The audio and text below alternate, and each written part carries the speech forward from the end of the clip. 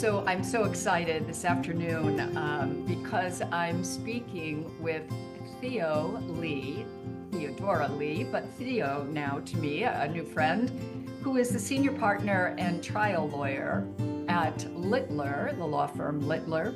And she's also, for our purposes, perhaps even more importantly, she is the founder and owner of Theopolis Vineyards in the Yorkville Heights district of Mendocino, one of the most beautiful areas in California. So Theo, it's wonderful to see you. And thank you so much for being supportive of Share and Pair Sundays and Come Over October. I wanted to ask you, it's not every trial lawyer who decides to create a vineyard, to buy land and do it and, create the vineyard from scratch as you have. Where did your passion for wine come from? Well, let me correct you with that question. My passion for wine was not the motivation behind planting a vineyard. I grew up in Texas. I learned to drive not in a car, but on a tractor at the age of 8. So my passion to get in the wine business came from a desire to be a grape farmer. When I moved to California from Texas after graduating from the UT Law School, we didn't have faxes and all of the electronic means to communicate. So you had to get in your car and drive the brief to wherever the partner you were working with happened to be that weekend. And some of the lawyers at Littler had vineyards in Napa, Sonoma, and Hillsburg. And my law firm mentor, Barbara Deodoni, and her husband Pierre, who was a physicist, would, invite me to stay for dinner while Barbara reviewed the brief, and they would invite me to drink wine. Well, I didn't drink wine, and I didn't drink wine because of my upbringing in Texas. My dad used to take something called muscadine grapes and make homebrew. And if you ever tasted muscadine wine, no offense to those in the South who like it, I didn't drink wine. So Barbara said, well, why don't you drink? So I told her the story. She said, that's not really wine. We grow premium grapes for fine wine. And they grew Zinfandel and Cab, and so they made me try it. I said, no, give me some Jack Daniels and some Wild Turkey. But so it wasn't the wine that got me, but Pierre, her husband, let me drive that tractor in the vineyard. And at that point in time back in the 80s, I said I wanted to be a grape farmer. And therein lied my journey. Oh my goodness. And so it comes down to a tractor. Yay. Absolutely. And now I have 3 on the property. My first tractor was a Kubota, and my father, being a true Texan, said, what are you doing with a foreign tractor? So I had to get a John Deere. And so now I have 2 John Deeres and 1 Kubota. So somewhere along the road, though, literally along the road, there you are in your tractor. You decide not to just grow grapes, but to make wine. I mean, how does that happen? Well, once again, it was not planned.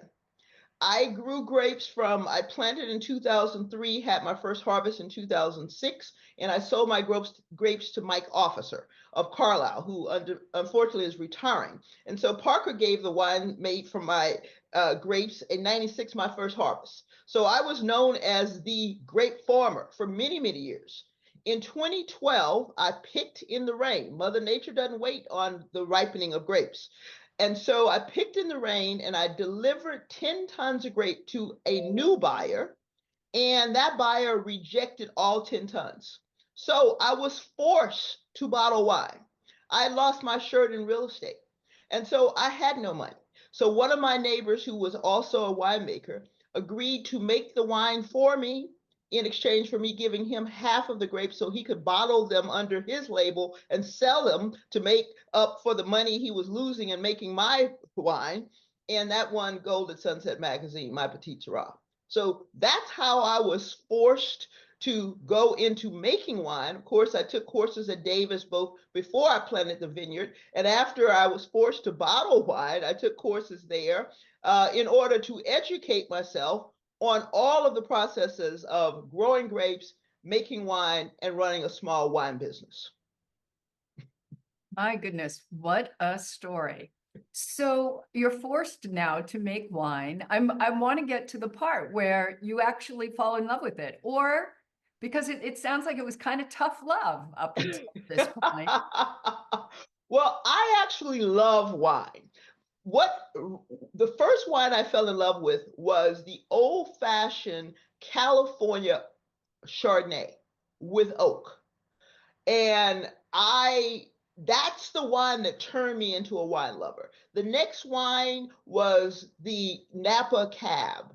Then I fell in love with Syrah. And quite frankly, when I planted my Petit Syrah, I had never heard of Petit Syrah. But I hired Professor Thomas from the Santa Rosa Junior College to be my consultant doing escrow. So we did soil digs on the property to make sure we could grow grapes. And then after we closed on escrow, we brought in a nursery and we did a soil analysis, environmental study, because I am surrounded by fir and redwoods, as you can see in the picture in the background. And so not every grape would grow on that line. So basically, they determined that Petit Syrah would be the best grape that would grow on this property. And that's what I planted. And I now find Petit Syrah one of my favorite because I'm a big girl. I like big, bold wines. And That's Petit right. And Syrah is a big, bold wine. it certainly is. Any grape with that starts out with the name Petit, you can just rest assured that it is going to be exactly the opposite. It's going to Absolutely. be as that's true for Petit Verdot as well as Petit Syrah. And many people don't realize though that Petit Syrah was once one of the leading grapes in California, second only to Zinfandel for decades. And unfortunately, Petit Syrah has not gotten the love that it deserves. No. You may know the Diaz family who started an organization to promote Petit Syrah. They have been longtime friends since I planted. And really and truly, Petit Syrah is an underrated grape that needs far more attention because I have really done a pretty good job at converting cab lovers over to Petit Syrah. Because it's a very structured grape. I'm wondering, I mean, it has a lot of tannin, which gives wine structure. It is powerful and big, as you say. It's kind of a meat lover's. Well, being from Texas, Yep. I was raised roping cattle and taking them to market. And I mean, some people may not like that, but I'm a true native Texan.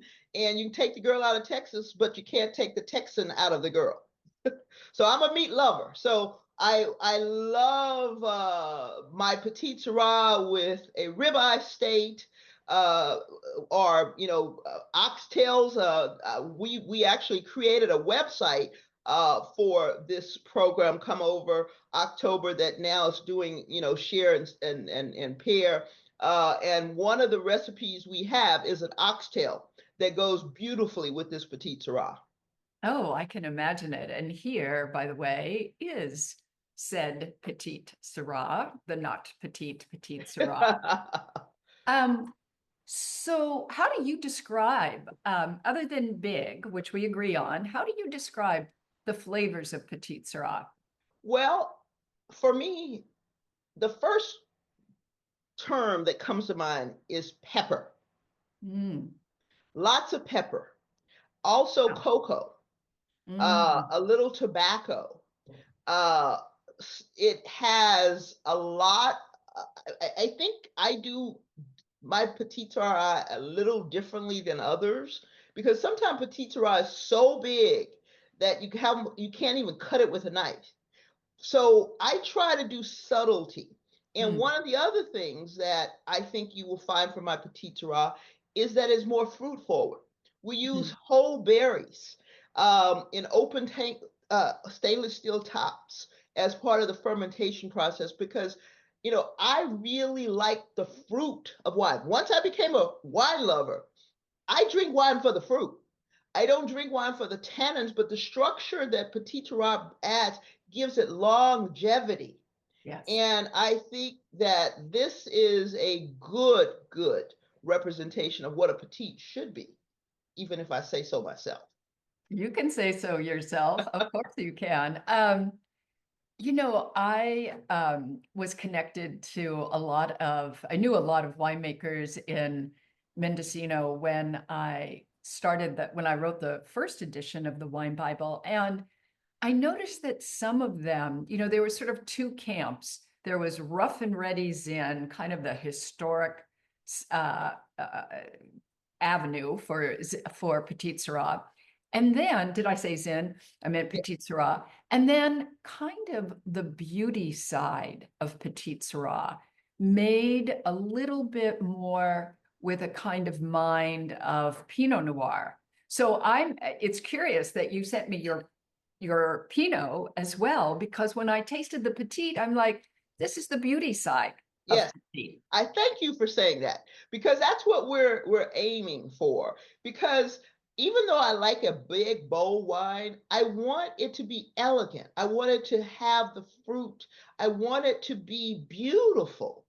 And I have a story on Pinot, and we don't have enough time, but I was not a Pinot lover because Pinot to me is one of the lightest red wines known to man.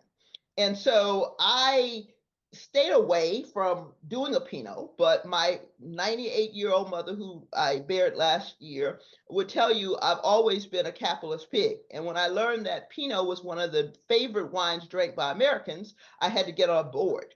And so back in 2014, I bottled my first Pinot from Anderson Valley, and we're the Yorkville Highlands of Anderson Valley. And, that was the first time making a Pinot, and I bottle all my reds unfined and unfiltered because I really don't want all of the extra additives that a lot of commercial wineries add. The reason you buy wine from a small producer like me, because you're buying the fruit, you're buying the vineyard and the terroir. But Pinot, if I was going to make it, I wanted to be elegant, I wanted to be fruit forward and not so much forest floor, because the Mm. forest floor is what I don't like from the Bordeaux and the Willamette Valley areas, but some people love it. So I do two Pinots, one from the Yorkville Highlands and one from the Santa Lucia Highlands, because I give the people what they want. And that's where my capitalism comes in. Okay. So tell me, since we are in Sharon Pear Sunday season, tell me a favorite pairing that you love. Well, I grew up in Texas, as I keep saying, and fried chicken is my favorite dish in the world. Okay. I will tell you, if I were to die tomorrow, you would need to give me fried chicken as my last meal. And growing up, I didn't grow up drinking wine because my dad made that wild muscadine and I didn't drink that. Even then, I knew that was not good wine. And I have some friends in Georgia who love muscadine, but I tell them, I can't help you. If you want some wine like that, I can't satisfy your palate. So, I've never actually been able to make fried chicken, but fortunately, fried chicken recipe has gone through generations after generations in my family. And my cousin Janice, actually, as part of this pairing program, actually pulled out the family recipe for Southern fried chicken, because every Sunday we would have fried chicken and collard greens and macaroni and cheese and cornbread, and all the aunts and uncles and cousins would gather around the dinner table, and we drank it with sweet tea. Okay. But Yeah. as Yeah. I began to love wine, I bottle a very rare wine called Symphony. I'm sure since you wrote the Bible on wine, you are familiar with the Symphony grape. I am familiar And with the symphony as group. you know, Professor Omo from the University of California, Davis, created that grape. It is a crossing between Muscat and Grenache Grenache. So the nose makes you believe that it is going to be sweet, but I am one of the few producers that do it totally dry. And there are other producers that make it off dry. But having had my first experience with muscadine, I'm not making a sweet wine or even an off dry wine. So my symphony is very, very dry. And when you pair that with this Southern fried chicken, you have reached heaven here on earth. Okay.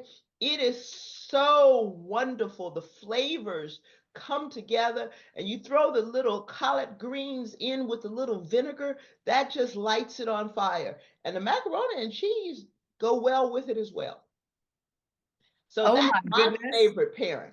I just can feel the texture of that fried chicken. I haven't seen your recipe yet, but I'm going to track it down now. Go to our website. We created a web page for this campaign, and we have multiple recipes. And I actually created a campaign page just for Southern cooking.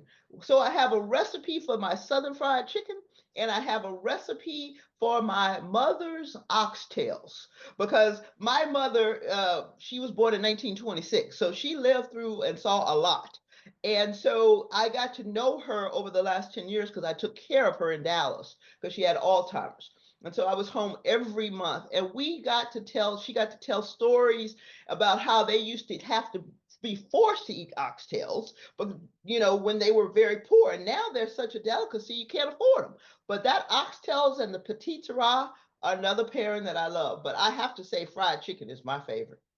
And one of the great American classics, right? I mean, as you're talking about your family and everyone coming over for fried chicken on Sundays, I think one of the best things about what we're all doing in the industry right now is kind of reclaiming the time to be together, the time to do nothing except enjoy each other's company, talk, very important, in person, and eat and drink. I mean, these are such basic kinds of pleasures. And here you are, it's decades later, you remember I'm sure you're seeing scenes of that in your Absolutely. head.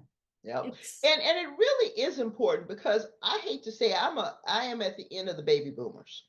And so I also had older parents. So every weekend, my parents would have folks over for dinner, and they would drink and talk and play cards and spend time together. I'm of the generation, I would rather get together with you than talk to you on the phone. And I think we need more of that, because the millennials and the generation X and Y, I mean, they're on their cell phone. And I just love this campaign because it's forcing people together. I'm a member of Delta Sigma Theta sorority. And just last weekend, we had a big dinner celebrating the 40th anniversary of that particular line. And they wanted to have a dinner featuring my wines. And Chef Lalani of Vineyards prepared the dinner. We sat for 4 hours reminiscing about college and eating and drinking. And we need more of that, especially with what's going on in this world right now. We need togetherness, and we need to develop friendships and mm, bonds. I'm mm. always reminded of how food and wine actually brings people together from all walks of life. I have had the pleasure of hosting wine cruises on AMA waterways in Europe. So I've done 3 cruises. We did the Burgundy, the Rhone, the Saône.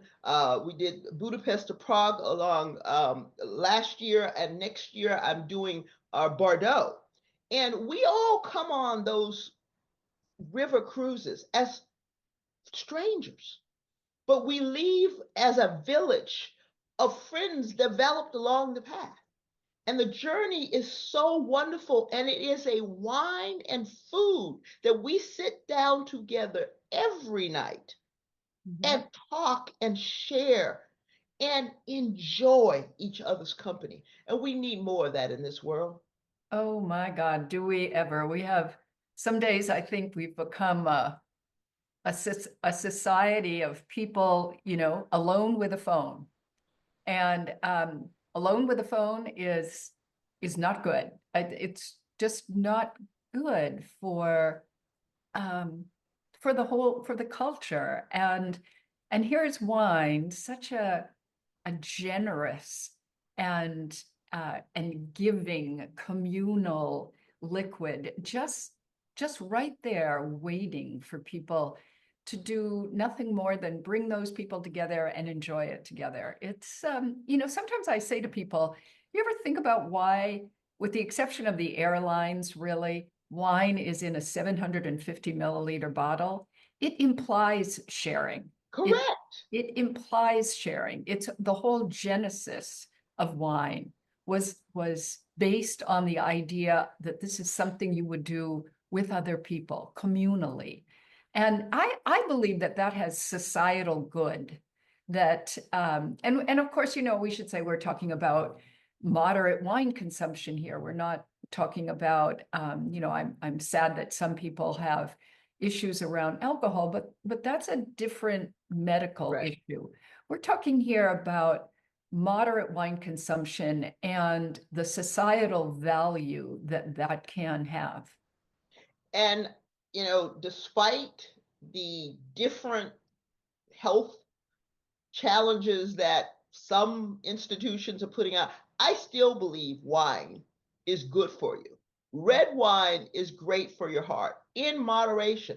We're living through a difficult time in the wine industry. I, as a lawyer, represent some of the largest wine companies in the world. And I know if they're struggling, little me, we're struggling too. But I tell people in moderation, wine can only do your health good. Exercise, moderation of wine, and good healthy food. I can guarantee you can live as long as my mother or longer. 98 years is a long time. I'm 110, and look what it's done for me. And you look good at 110. So wine is the solution, folks. Wine is the solution. So ignore the Department of Health when they say it's no good for you. Yes, but I agree with you that it's part of an overall healthy lifestyle. And I think the other day I was tasting wine with, sounds like name dropping. I don't mean it to be name dropping, but with Lamberto Frescobaldi, head of the 30 generations of Frescobaldis in Tuscany. And I said something about, when you drink wine, and he said, wait, I don't drink wine. And I'm thinking, oh my God, did I not do my homework on this man? Like, he doesn't drink wine, but he's the head of Frescobaldi. He said, I don't drink wine, I taste wine. And he said, and the reason I taste wine, he said, it has nothing, he said, of course, I'm doing this moderately, he said, but drinking implies something quick.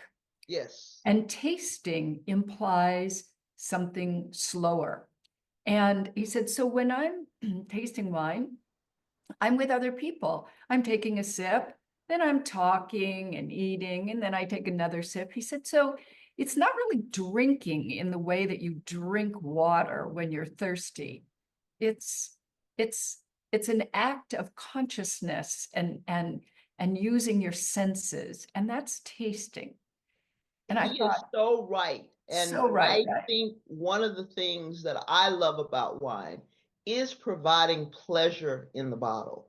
Because when I do tastings, and I do tastings often, and people take a sip and then they savor the taste and they go back, and it's a slow process. I don't do mass tastings because those people are not there to savor the wine. That's a waste of my good wine and a waste of my time. I like people who want to taste and savor the experience. And he couldn't be more right. That is what we should all be doing, is tasting wine, pairing wine, balancing the flavors between the food and the wine. I mean, it enhances the whole experience. And to me, I would rather have an experience than some, like I drive a 30-year-old car. It has no value to me, but I would pay for an experience. I'm not going to pay for materialistic things because experiences stay with you. And I think wine is a life experience. And the lifestyle is not so bad either. That is so true. I once heard a winemaker, this is one of the winemakers of Penfolds, who of course makes the famous wine Grange. And she, a young woman, said, when people say to me, gosh, this Cabernet from Penfolds at $80 is really expensive. You're kidding, really? $80 for wine. And she said, I think back 5 years, maybe, to this experience that I had with a few girlfriends, and we were tasting wine. And every time I have had that memory, I am happy all over again. I remember how much I love these friends of mine. And she said, what is a memory worth? Is a memory like that worth $80? Absolutely. Yes. Absolutely.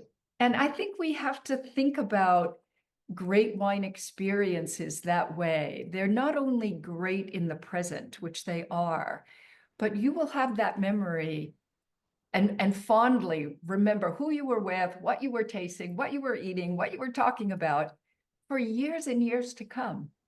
And that's why we're living.